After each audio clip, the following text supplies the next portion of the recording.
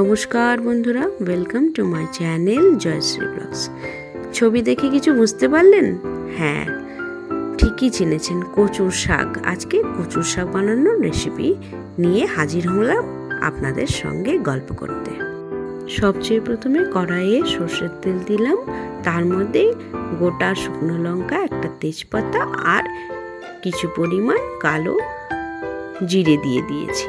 এবার তেল ভালো হয়ে গরম করে এলে তার মধ্যে গোটা লঙ্কা, মানে সবুজ চিড়ে রাখা লঙ্কা দিয়ে দেব। তারপরে এক এক করে কুচিয়ে রাখা শাকগুলো ঢেলে দেব। এখন পরিমাণ মতো নুন দিয়ে শাকটি ভালো করে নাড়াচাড়া করে ঢেকে দেব। এই শাক তৈরি হতে মোটামুটি 5 থেকে 10 মিনিট সময় লাগবে। ততক্ষণে দর্শক বন্ধুদেরকে একটা কথা বলি যে এই সময় অর্থাৎ বর্ষাকালে কচুর শাক সহজেই পাওয়া যায়। বাড়ির আশেপাশে এই শাক প্রচণ্ড পরিমাণে জন্মায়। তবে আমি কিন্তু আজকে যে শাক অর্থাৎ কচুর শাক বানিয়েছি সেটা কিন্তু আমাদের বাড়ির পদ্ম কচু।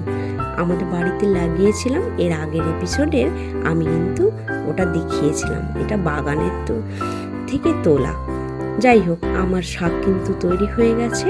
যখন জল শুকিয়ে গেছে আমি বেটে রাখা নারকেলগুলো দিয়ে শাকটা ভালো করে নেড়ে চেড়ে মিশিয়ে নিয়েছি। এই নারকেল সহযোগে কচুর শাক খেতে কিন্তু খুবই টেস্টি লাগে। অবশ্য এই রেসিপিটি আমি আমার মেজো জায়ের কাছ থেকে শিখেছি।